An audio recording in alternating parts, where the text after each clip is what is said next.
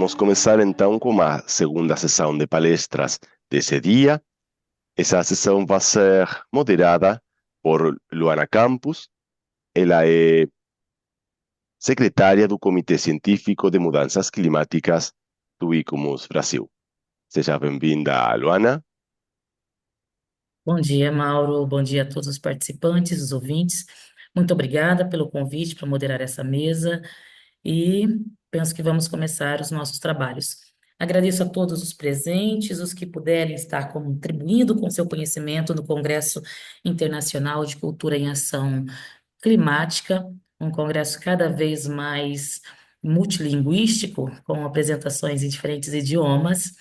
E sem mais delongas, vamos aqui convidar. Olá, Larissa, tudo bom? Ei, tudo Larissa, bem? aqui na minha apresentação você seria a primeira pessoa a falar. Você quer testar, por favor, a sua apresentação? Quero, por favor. E Boa assim, tarde a todas e todos. Desculpa pelo atraso, mas é porque ficou muito lento aqui para mim. chegou em tempo. Então, gostaria de dar as boas-vindas mais uma vez ao Bruno Andrade. Olá, Bruno, tudo bom? Oi, Luana, tudo bem? Um prazer te rever. Que ótimo, querido, igualmente. O Bruno vai apresentar algoritmos do tempo e memória, explorando a interseção da IA com a preservação do patrimônio e adaptação climática. O Bruno, ele é um pesquisador portucalense, né, do Porto, e hoje também é pesquisador da Universidade Federal do Espírito Santo, no Brasil. É, Bruno, só lembrando, você tem 10 minutinhos para fazer a sua apresentação. Eu vou falar aqui no chat ou vou te chamar caso se ultrapasse mais do que o previsto a apresentação, ok? Perfeito. Tudo bem, querido? Então, a palavra está contigo. Muito bem, um bom dia a todos. Muito obrigado, professora Luana, pela apresentação, ao professor Mauro, aos meus colegas de mesa. É com muito prazer que eu compartilho esse projeto em andamento, que é uma pesquisa recente mesmo desse ano. Eu sou professor e pesquisador na Universidade Portucalense, no Porto, mas sou capixaba do Espírito Santo e tenho aqui também um vínculo atual com a UFES e com a UFBA, e já explico um pouquinho melhor para vocês. Mas tenho me debruçado nessa interseção entre patrimônio, adaptação climática e participação. E hoje eu trago um pouquinho essa reflexão sobre como a inteligência artificial tem alterado a nossa noção e a dimensão do tempo e da memória, a partir de todo o arcabouço, e o grande volume de dados que estão sendo veiculados e que são base de muitas das predições e das simulações feitas com IA hoje e que já nos ajudam a pensar possibilidades de preservação e conservação do patrimônio.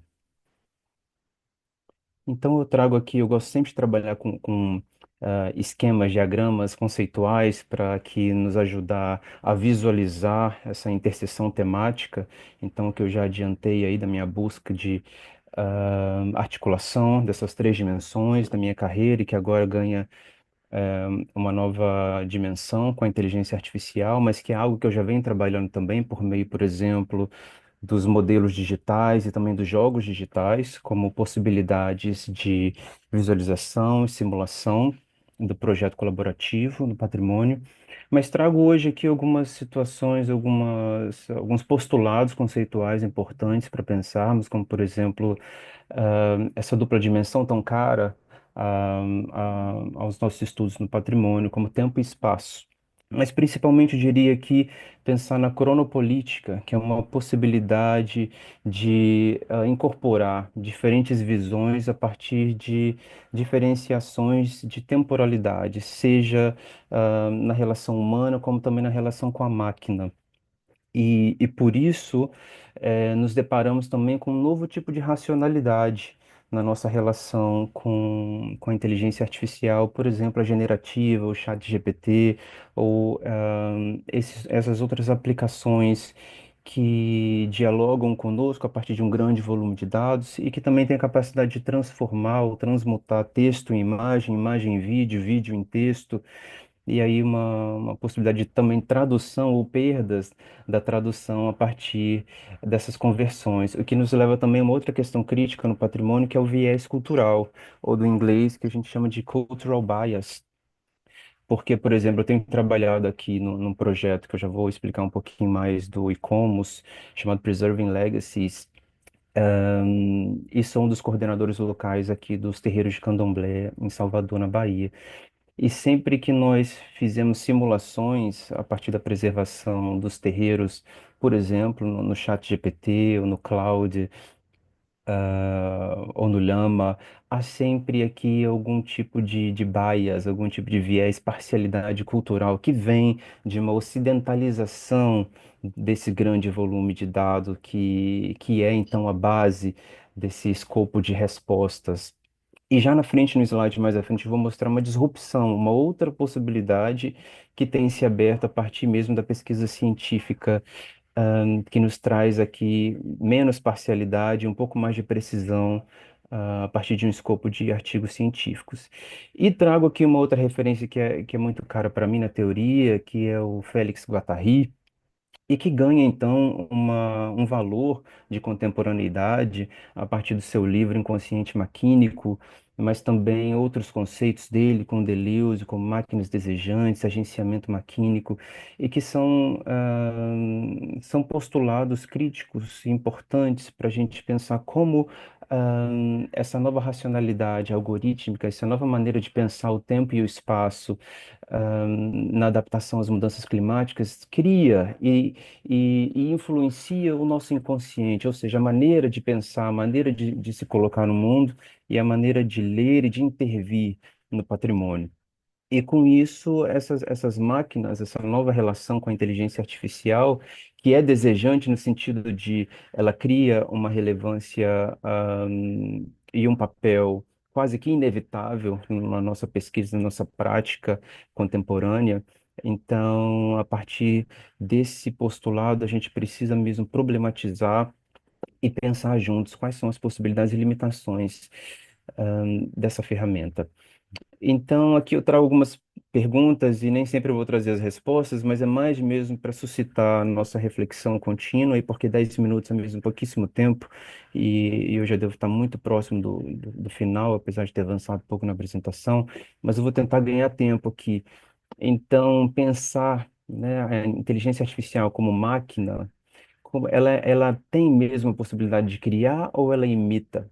Porque no momento que há um grande volume de dados que é baseado, por exemplo, em opiniões das mídias sociais, em artigos científicos ou em publicações, em todo um arcabouço textual, disponível na internet, toda resposta que se dá, na verdade, é uma imitação. Na verdade, ela é um conhecimento coletivo, uma inteligência coletiva de tudo que, ou de tudo não, de uma parte do que se produziu em formato de texto, por exemplo.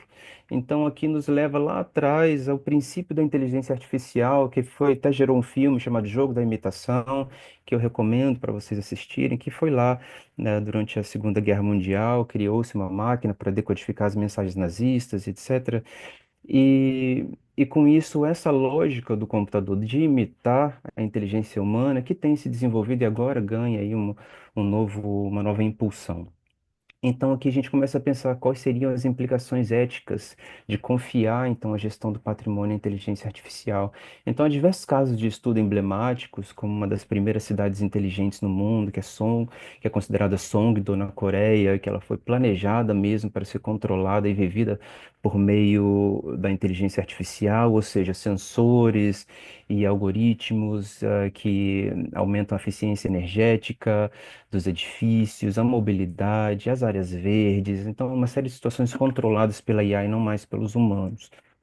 Então cria aí uma certa disrupção dessa escala do cotidiano, do espontâneo, da socialização. Então aqui mesmo questões, de se pensar essa relação dos valores da máquina e dos valores humanos. Eu acho que principalmente isso que eu queria trazer. E há um jogo de simulação chamado Super Barrio, pelo IAC, no Barcelona, de poucos anos atrás, que eu entrei em contato lá no meu trabalho em Portugal também, num projeto chamado Urbinat.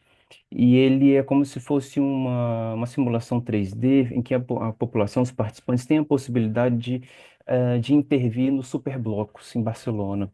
E ali eles conseguem criar diversas novas adições ou remoções no modelo, como, por exemplo, áreas verdes, ou estacionamento, calçamento, ruas, estruturas para permanência, para passagem.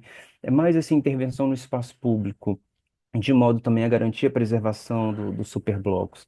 Então, foi um experimento também que provocou, né, uma série de reflexões a partir de diferentes atores sociais. Eu ia mostrar o vídeo, mas eu vou pular, depois vocês podem encontrar aí no YouTube, o Super Barrio, que é uma referência importante.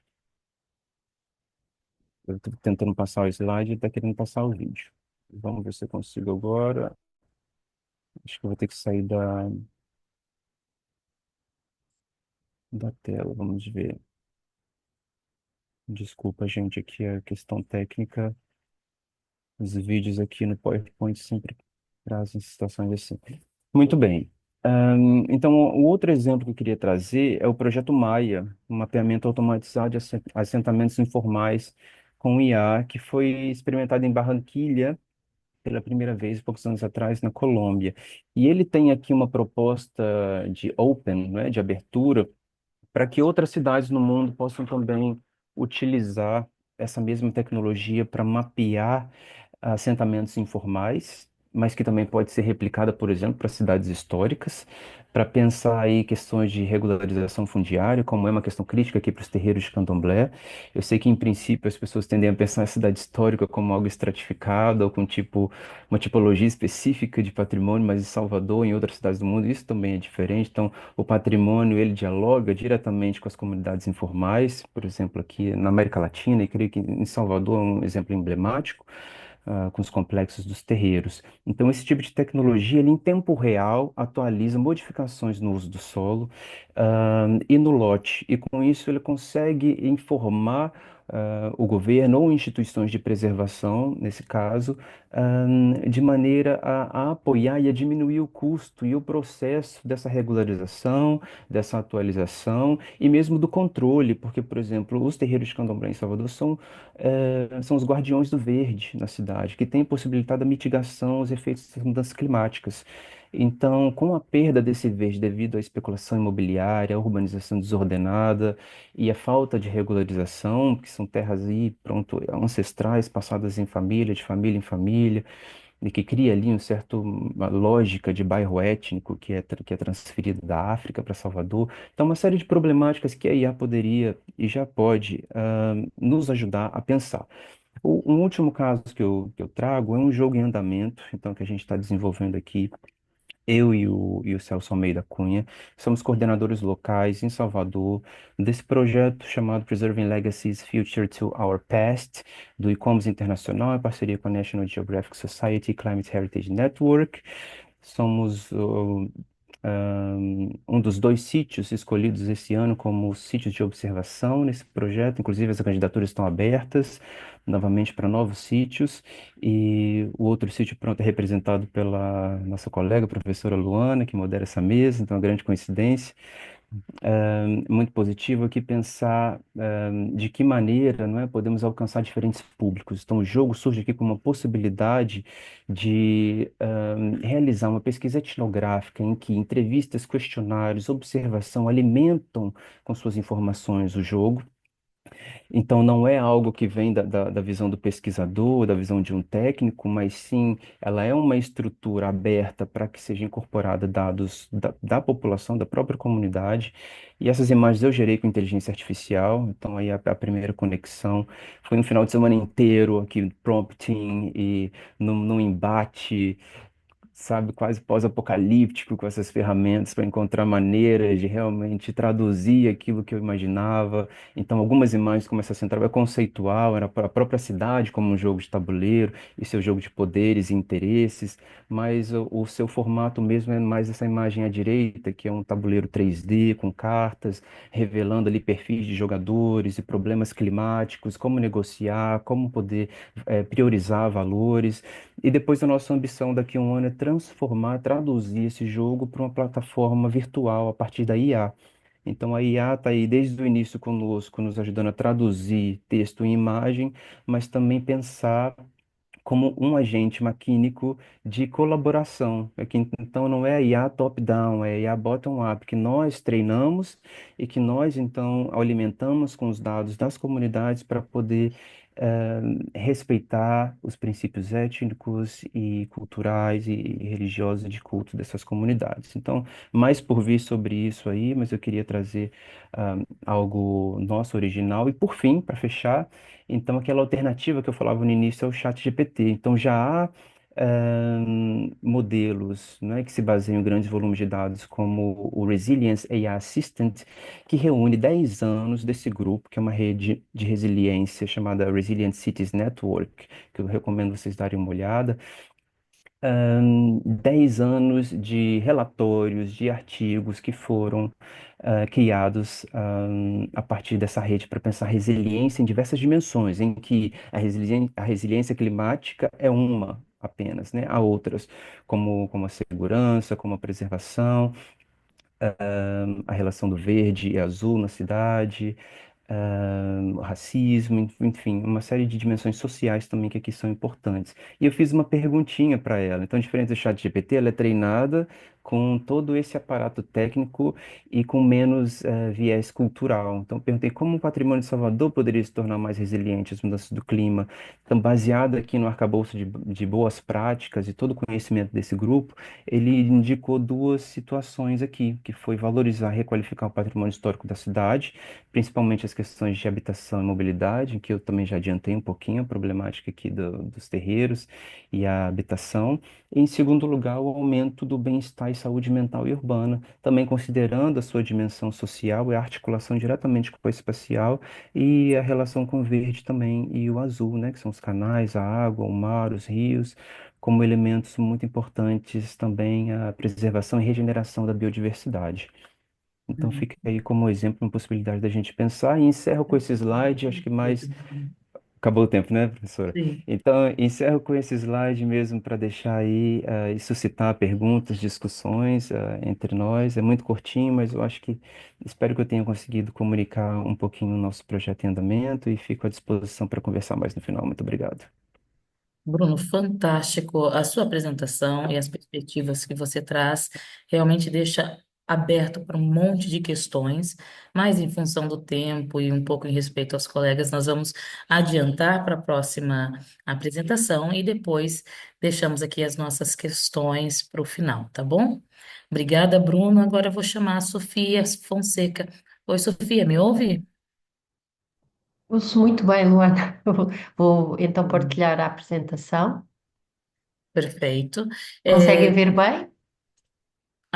isso, agora sim, estamos vendo bem.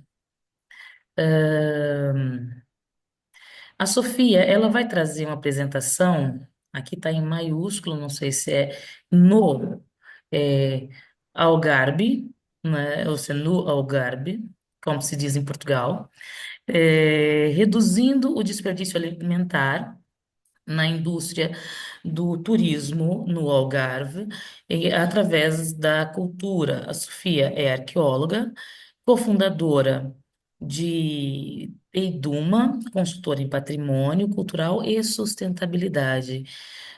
Sofia, vou reforçar mais uma vez, Posso? temos 10 minutinhos para a apresentação.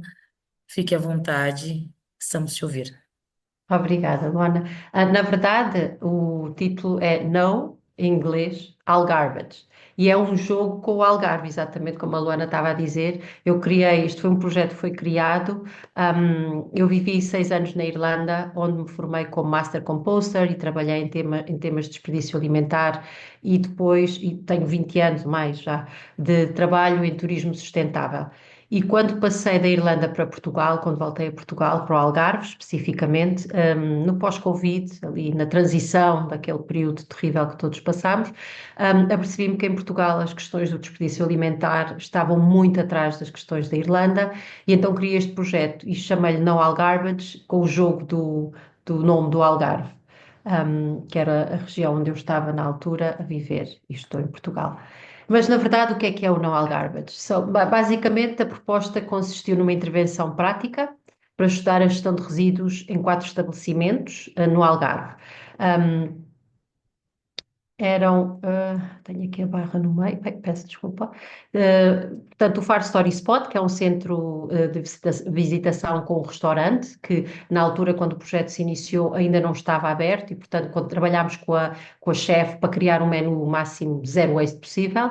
A Tertúlia Algarvia, que para além do restaurante é um centro cultural da tradição da dieta mediterrânica e da cultura do Algarve. O Café Zica em Lolé, onde o chefe Leonardo tem um projeto fantástico também a tentar ter o menos waste possível, mesmo desperdício alimentar possível no seu restaurante. E finalmente a Mercearia Bio em Lagos, onde se trata do primeiro estabelecimento orgânico e bio da região e que não só tem um restaurante pequenino, como também tem, portanto, toda a parte da mercearia e da entrega de cabazes e todas essas iniciativas. Portanto, 4 parceiros muito diferentes, cada parceiro foi um mundo e tivemos que adaptar o projeto, mas basicamente o nosso objetivo era criar exemplos de boas práticas, para tentar diminuir o desperdício alimentar na indústria do Algarve, para que depois outros estabelecimentos pudessem eles próprios usar estas boas práticas, nos seus.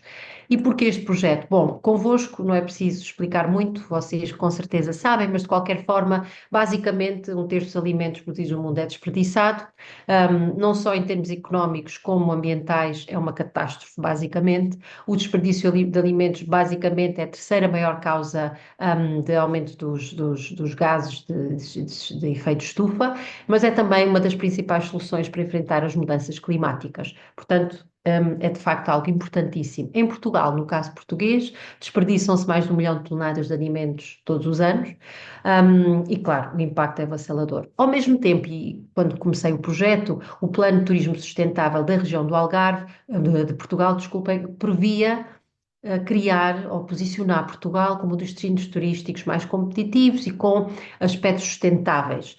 E eu pensei, isto é uma boa oportunidade, porque abriram uns projetos, uns microprojetos para a cidadania, nessa altura, que para trazerem ideias e projetos inovadores para aplicar. Então, eu trouxe o meu conhecimento na área do desperdício alimentar e como reduzi-lo, com a parte do turismo sustentável, e foi por isso que se criou o projeto.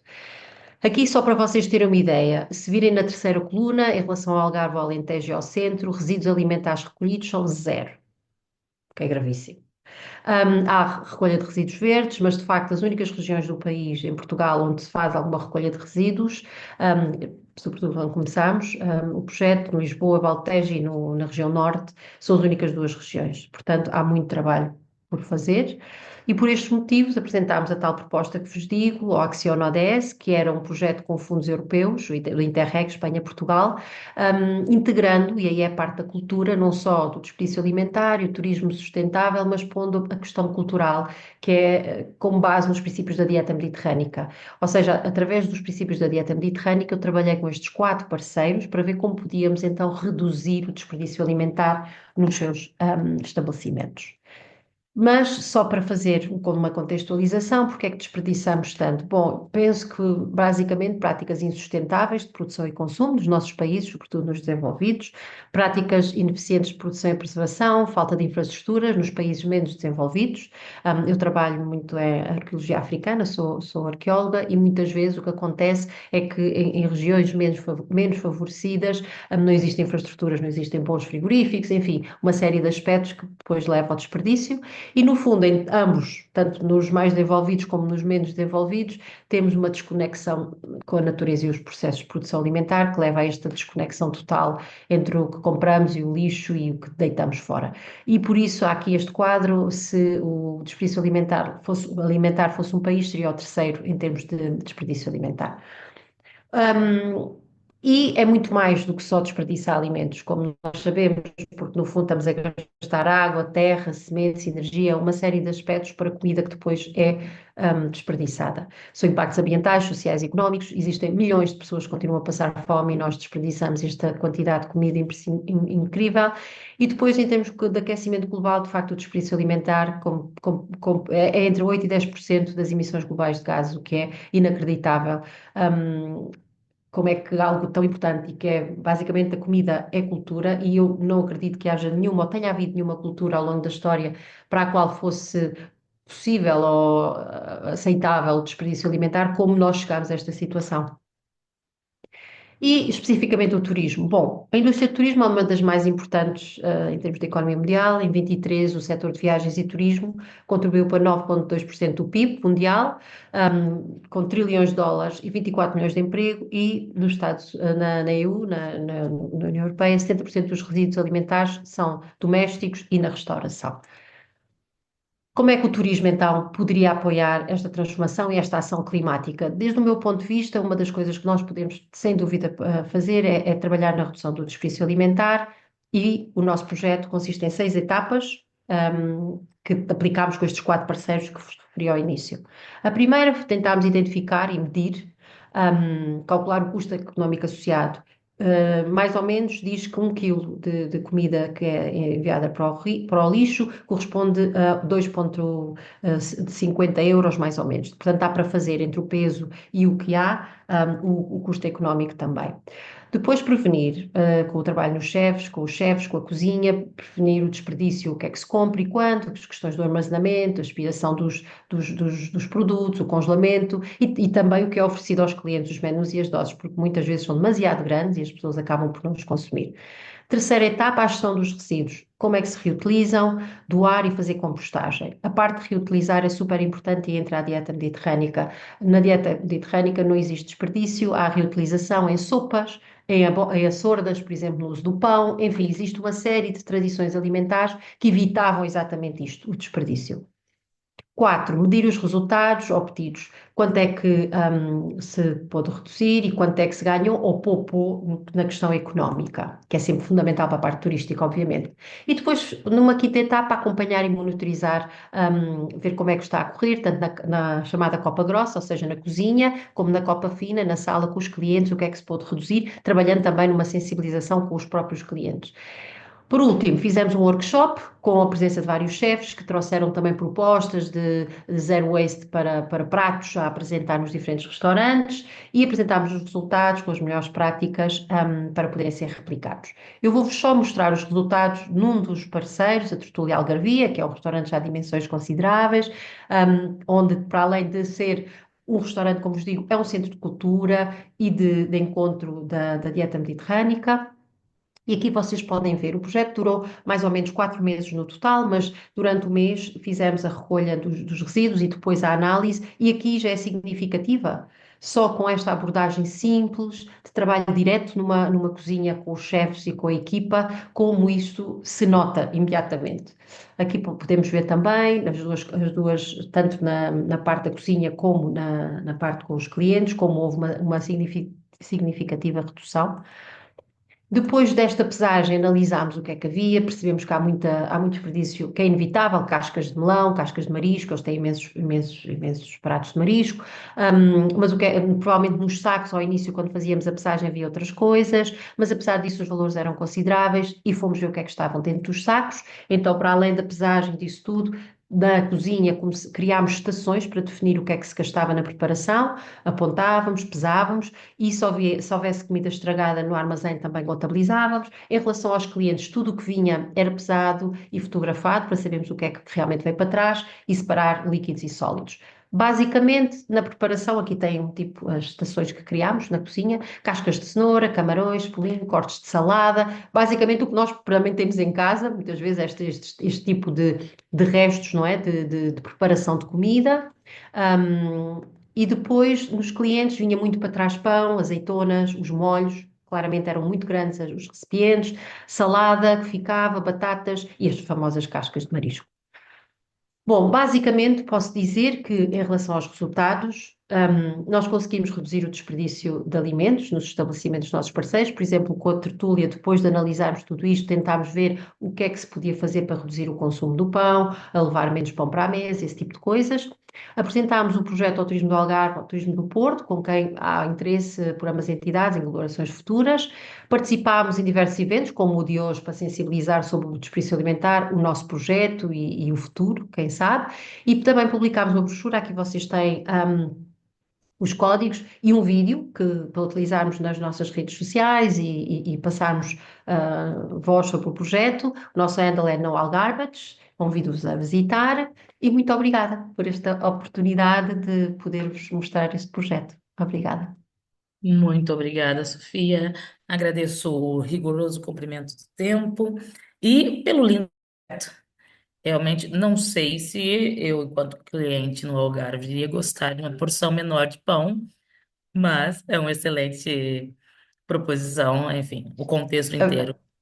Havia sempre a oportunidade de pedir mais pão, era só para Ah, se não eu quisessem sempre não vir pedi para mais trás. pão, era daquelas que pedia sempre mais pão. É inacreditável. Muito bom, lindo projeto, Sofia, muito obrigada. Agora eu gostaria de chamar a Larissa. Larissa, nos ouve? Sim, Perfeito, agora eu Larissa. acho que vai. Agora vamos sentar. Quer partilhar, por favor, a sua tela para vermos se está tudo ok? Isso, consigo ver. A Larissa, ela vai falar sobre o uso da termografia para análise de dados em bens culturais, estudos do pavilhão Maurisco, do Rio de Janeiro. A Larissa, ela é doutora em Ambiente Construído e Patrimônio Sustentável da Universidade de Minas Gerais. E ela vai apresentar a apresentação, o trabalho, né, foi feito também em parceria com a Carla Coelho, que é doutora em Arquitetura e Urbanismo da Universidade Federal Fluminense. Larissa, muito obrigada pela sua participação e fica agora à sua disposição com a fala. Lembrando que vamos tentar fazer os 10 minutinhos para a gente poder ter ali 10 minutinhos de conversa, tá bom? Tá bem, obrigada. Então, boa tarde a todas e todos. Luana, Mauro, um prazer revê-los, né? Estivemos juntos no IF recentemente. Muito obrigada. Bom, esse trabalho ele foi desenvolvido dentro do contexto do meu estágio pós-doutoral na casa de Oswaldo Cruz, na Fiocruz, né? Então, a gente trata aqui nesse trabalho do desenvolvimento de um estudo de caso, na verdade, aplicado para o pavilhão, né? Pode passar, por favor, Mauro. Bom, e o objetivo principal desse estudo era realizar, né, a aplicação do método da termografia passiva nos equipamentos hidráulicos do pavilhão Mourisco, onde se já foi, né, a gente já teve a oportunidade de identificar que são equipamentos hidráulicos do quinto andar que apresentavam já algum certo grau de patologia, né? Então, o nosso objetivo foi realmente aplicar a técnica de termografia passiva para avaliação do estado de conservação desses equipamentos hidráulicos, né? Então, pode passar, por favor, Mauro. Então, só para a gente conseguir contextualizar melhor, né, todas e todos, a gente está falando do pavilhão Mourisco, ou o castelo, né, da Fiocruz, como ele é conhecido. O castelo da Fiocruz ele foi construído aí entre 1905 e 1918, né, e ele pertence ao núcleo arquitetônico histórico de Manguinhos, né, que é o campus da Fiocruz, em Manguinhos, né. E o castelo ele foi construído, né, por Luiz de Moraes, né, com a grande contribuição de Oswaldo Cruz, que realmente escolheu todos os sistemas construtivos, né, e toda a materialidade que a gente tem hoje. Tá? Então, ele é um grande equipamento, né? Inclusive, ele é o edifício de maior representatividade hoje, né? Que a gente tem dentro do próprio núcleo, e por causa das patologias, né? Da sua rede hidráulica de cobertura, a gente optou por realizar essa inspeção, né? Pode passar, por favor, Mauro. Bom, eu dei uma certa acelerada para conseguir me deleitar mais nos dois próximos slides com vocês, porque a nossa metodologia, né, utilizada foi adaptada de Kluppel e Santana, que é uma metodologia que nos traz o seguinte ponto focal, né, que as autoras recomendam que as inspeções sejam realizadas, né, após grandes eventos climáticos, que no nosso caso aqui foi um grande volume de chuva que aconteceu no dia 23 de janeiro, né, na cidade do Rio de Janeiro. Então, esse foi o nosso evento aí, considerável, né, um grande volume de chuva. E após esse evento, nós realizamos a inspeção, né, para justamente conseguir caracterizar o estado de conservação da rede hidráulica após esse evento climático. Então, nós utilizamos a câmara termográfica modelo FLIR, né, C2, é uma câmara termográfica de entrada da FLIR, né, a trena laser para conseguir estabelecer de fato a verificação da distância entre o equipamento e entre o sistema construtivo ensaiado. E eu marquei aqui para vocês, né? Vocês conseguirem identificar qual seria esse sistema hidráulico analisado, inspecionado em vermelho, né? Então a gente tem aqui uma vista da cobertura do próprio castelo, à esquerda, né? Onde eu marquei aqui com quadrado, onde se localiza, né? E aqui à direita eu marquei a vista da fachada frontal, né? Então se trata de uma rede hidráulica original, né? Aonde você tem toda a rede hidráulica embutida, né, no sistema de alvenaria, tá?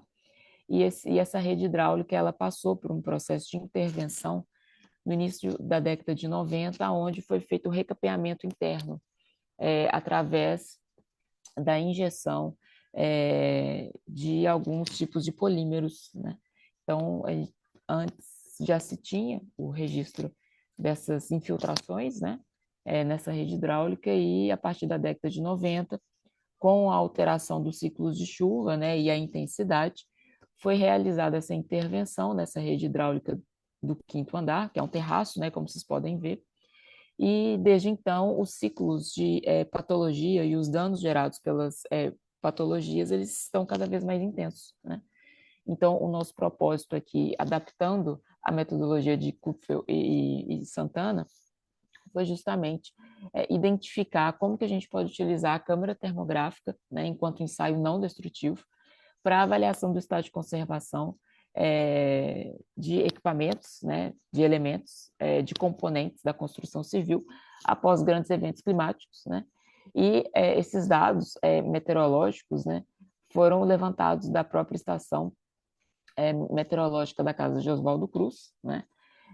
Onde a gente conseguiu fazer o levantamento do quantitativo do volume, né, que é uma informação extremamente importante para esse trabalho que a gente desenvolveu, porque ele vai trazer para a gente um volume, né, uma quantidade, de fato, de índice pluviométrico que nos permite caracterizar, de fato, ser um evento climático extremo, né? Então, foi um registro acima de 75, né, milímetros. Então, foi um evento bem considerado e que no dia da realização do ensaio, né, esse volume aconteceu no dia 22, no dia e na hora da realização dos ensaios para inspeção, a gente não teve nenhum registro pluviométrico, perdão. E essa informação ela é importante porque para os ensaios com a câmara termográfica, ensaios passivos, né, onde, na verdade, a radiação solar é a maior fonte de aquecimento, né, e por isso que o ensaio passivo ele é tão utilizado para as inspeções em fachadas, né, em edificações, onde a gente vai ter, né, a própria radiação solar sendo essa fonte de aquecimento, né, então por isso que ele é tão utilizado, mas enfim. Aqui a gente teve, né, essa situação do ensaio acontecendo no período da manhã, tá? Onde a gente considerou que era um momento de aquecimento, tá? Então, os ensaios que a gente vai ver no próximo slide, pode passar, por favor, Mauro? A gente pode identificar aí um sistema construtivo dentro de uma característica de aquecimento. Isso se dá no período da manhã, tá? Os ensaios realizados no período da tarde, eles têm maior características de transmissão térmica. Isso pode gerar alguns ruídos, então por isso nós optamos fazer também no período da manhã e também, consequentemente, é um período que na hora, né, dos ensaios não estava chovendo, e a luminosidade, ou seja, a gente estava com uma luminosidade adequada, né, onde a nebulosidade ela não interferiu também no próprio aquecimento da superfície. Pois bem, nós temos aqui os resultados, né, onde eu apresento para vocês perdão, as figuras, registros fotográficos, né, digamos assim, as figuras normais, tá? À esquerda, e os registros termográficos à direita, tá? Então, a gente consegue identificar os eixos, onde a cor azul, que representa as regiões de menor aquecimento, né? Sendo relacionadas aí com regiões que, ora, a gente consegue, de fato, identificar as manchas de umidade, né? E horas, né, tem algumas regiões que de fato a gente não consegue ver nenhuma mancha de umidade. Esse eixo é o eixo central da descida da calha embutida dentro da alvenaria, tá? Então a gente tem aí na figura, no registro fotográfico da esquerda da segunda do segundo conjunto, né? A gente consegue ver a saída da água, né, embaixo, na parte de baixo dessa coluna. E ali a gente, de fato, consegue identificar a umidade, né, e essa mancha de umidade, que é justamente a saída dessa coluna, né? E aqui a gente consegue identificar, né, que de fato a gente tem manchas de umidade, né, visíveis a olho nu, mas também nós temos manchas de umidade que não são visíveis, né, em grande parte aí desse pilar, o que nos dá um resultado muito positivo, que a gente consegue identificar justamente a descida, né, dessa tubulação e a magnitude do dano interno que esse pilar sofre aí, né, quando solicitado a eventos, né, climáticos, intensos ou não, né, que a gente consegue identificar, e quanto mais intensos forem, maior vai ser a ramificação dessa patologia. Pode passar, Mauro, por favor. Bom, e como conclusão desse trabalho que foi finalizado, a gente tem a necessidade, né, de implementar e adaptar metodologias de inspeção, né, pós-eventos climáticos, para a gente conseguir quantificar de fato qual é a magnitude, né, dessas patologias nessas edificações e no patrimônio cultural, evidentemente, porque estamos falando sobre valores, né, sobre preservação desses valores, e associação de métodos não destrutivos, né, uma vez que esses tipos de métodos eles proporcionam, né, e possibilitam a investigação do bem sem danos adicionais, né, e de fato o desenvolvimento, né, de diagnósticos que contemplem os eventos climáticos como agentes de deterioração previstos, né, e não eventos como a grande maioria das nossas normas, né, colocam como se fossem eventos excepcionais, né. Então, são as conclusões que a gente retira desse trabalho. Peço desculpas, né, pelo atraso aqui de um minuto na minha apresentação e também pelo atraso aqui que eu tive inicialmente. Obrigada. Larissa, muito obrigada. Excelente a sua apresentação. Já visualizei ali as possibilidades dentro do patrimônio edificado dos centros históricos, porque realmente é uma ação não destrutiva, não intrusiva. Isso facilitaria muito. Já printei aqui, já mandei para o pessoal lá no IFAM, falando: olha que bacana, vamos ver o que a gente faz junto. Bem, todos os trabalhos, como sempre, estão em alto nível, fantástico. E agora nós temos aqui uns 10 minutinhos para perguntas. Caso alguém tenha alguma pergunta, queira colocar no chat ou queira levantar a mão. Enquanto as pessoas vão pensando nas perguntas, eu gostaria de deixar uma questão para os três, porque são trabalhos excepcionais.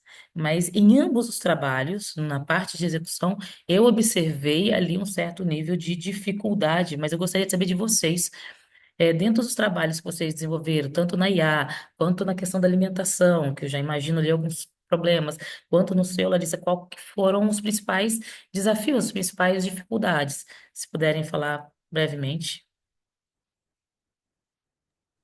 Posso começar? por favor. Então, bem brevemente, obrigado, professora Luana, pela pergunta, e obrigado e parabéns também, Sofia, Larissa, pelas apresentações. Ahn, eu diria que eu só tenho encontrado problemas e desafios, sabe?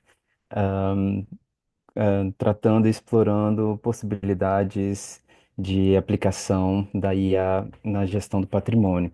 Eu acho que, primeiramente, primeiro desafio que nós encontramos foi do ponto de vista teórico-conceitual, para que nós não engajássemos num frenesi digital, que é o que tem acontecido, uma corrida contra o tempo, para tentar acompanhar esse grande crescimento exponencial de possibilidades de aplicação da IA. Então, apesar da vontade de tentar acompanhar esse movimento, a gente prefere dar um passo atrás e pensar quais poderiam ser as bases e a pesquisa fundamental a partir da qual nós olharíamos para a IA. Então, por isso que nós fomos lá buscar no Félix Guattari um arcabouço teórico que nos desse uma leitura um pouco mais clara desse potencial. Então, por isso que a gente fala lá da gestão do tempo e da memória.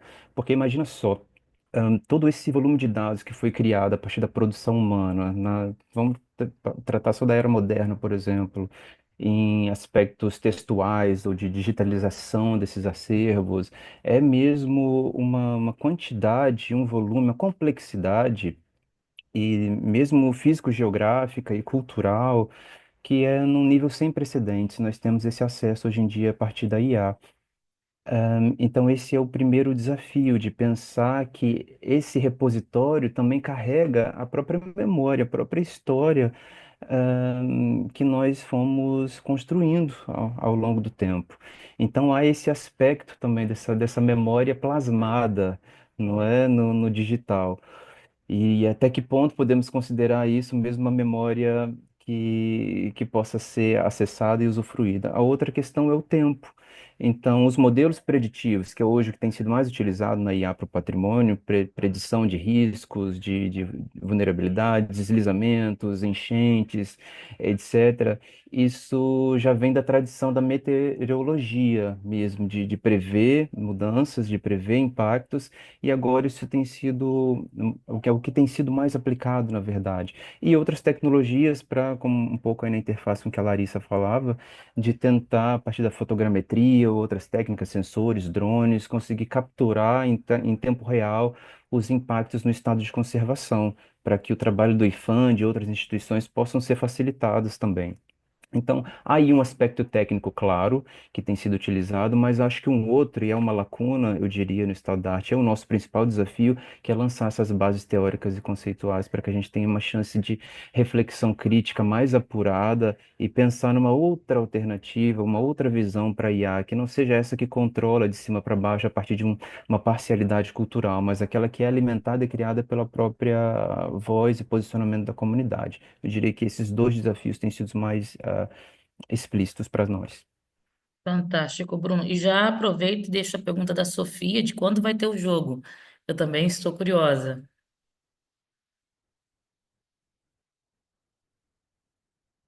Bruno, quando nós vamos ter o jogo? Pronto? Oi, desculpa, deu um delay aqui. Então, o jogo, o piloto está em andamento. Nós estamos aqui mesmo no processo de impressão 3D e de elaboração dessas peças, a ideia das cartas, dos decks, perfis de personagens, impactos climáticos e mesmo mapa de Salvador, que vai ser o próprio tabuleiro, é um mapa representacional desses riscos. Então, vão estar lá apontados no mapa as vulnerabilidades, as questões críticas, a infraestrutura verde. Então, as principais camadas da cidade vão estar lá. Nós estamos experimentando nesse modelo com GIS para poder fazer aí um modelo um pouco mais preciso e vamos rodar mais algumas oficinas com a comunidade em janeiro e fevereiro para poder fechar essa primeira parte da pesquisa etnográfica. O jogo deve estar pronto lá em novembro do ano que vem, na nossa oficina de risco climático, não é, professora? Que você sabe bem, eu espero que isso possa inspirar também outros objetos, outros casos de estudo a utilizarem. E nós estamos, inclusive, elaborando um metajogo para que outros sítios possam se inspirar no processo de elaboração desse jogo e também replicar aos seus próprios casos de estudo, para Bem, democratizar essa informação. excelente, Bruno, excelente. Muito obrigada, querido. Então, seguindo a ordem já estabelecida antes, passo a questão para a Sofia. Obrigada. Bruno, então para o Natal já tenho prenda para os meus filhos. combinado. Em relação aos. Bom, eu devo dizer que sempre que trabalho com desperdício alimentar, o grande problema é que a maior parte das pessoas diz que não tem. E é o mesmo com os chefes ou nos restaurantes. Sim, temos, mas é tipo, é pouco ou não se sabe, porque nós não contabilizamos. Por isso é que o primeiro passo, seja a análise de desperdício alimentar doméstico, ou no restaurante, ou no hotel, ou onde for, começa sempre por medir, porque nós próprios não somos conscientes do desperdício que temos em casa até começarmos a contabilizar. E, portanto, é sempre quando eu falo nestes temas, estás, não, mas eu não tenho, ou quase não tenho, ou não temos. Então, isso é sempre o primeiro passo. E depois, no caso de um restaurante, ou de um hotel, ou de uma estrutura assim, em que trabalhamos com uma equipa de cozinha, com um chefe, um, os chefes são pessoas que não querem desperdiçar. Ninguém ama mais a comida do que um chefe ou um cozinheiro, e portanto, para eles, assumir isso ou começarem a ser analisados a esse nível é complexo. Portanto, tem que ser um trabalho de facto, de muita coordenação, de muito respeito, muita empatia até, e que as pessoas com quem estamos a trabalhar, percebam que não estamos ali para acusá-los de nada, somos um apoio para ainda melhorar os métodos que todos eles já tinham métodos de tentar diminuir o desperdício alimentar, mas às vezes é preciso alguém de fora ajudá-los a ver o contexto e o grande plano. Mas eu acho que esse é de facto a maior dificuldade sempre. Obrigada. Obrigada, Sofia. Imagino que não deva ser fácil chegar a uma cozinha industrial e dizer, ali apontar alguns problemas, realmente deve ser um desafio enorme. Muito obrigada pelo seu trabalho. Larissa, por favor. Então, primeiramente agradecer, Sofia, Bruno, né, por essa mesa tão rica. Então, Luana, o maior desafio é a gente tirar isso de dentro da universidade e levar para o campo. Nós temos, né, tantos outros trabalhos também que podem ser adaptados para a inspeção, né, dos eventos climáticos intensos e das catástrofes, né? Mas a gente tem uma grande dificuldade de tirar realmente de dentro da universidade e implementar, né? Seja por questões financeiras, né? Porque são equipamentos mais caros, seja por questões também questões humanas em relação à capacitação, né? Disponibilidade, né? Os órgãos de patrimônio, eles são órgãos completamente consumidos pela demanda do dia a dia, né? Então, são vários desafios e esse, para mim, é o principal, né? Você conseguir realmente disseminar esse conhecimento e essa técnica para o dia a dia, né? Colocar as pessoas em contato e em uso aí. Então, esse é o que eu vejo hoje, é o maior desafio. Obrigada. Perfeito, Larissa. Bem, só tenho a agradecer a todos pelo rigoroso cumprimento do tempo. Nós terminamos aqui com um minutinho de atraso. Ouviu, Mauro? Nosso painel conseguiu se comportar muito bem. E deixo um grande abraço a todas e a todos. E sigamos aqui na programação. Vou chamar agora novamente o Mauro para comandar aqui os nossos trabalhos. Mauro, com você. Obrigada. Muito obrigado, Luana, e a todos os dissertantes dessa sessão de palestras.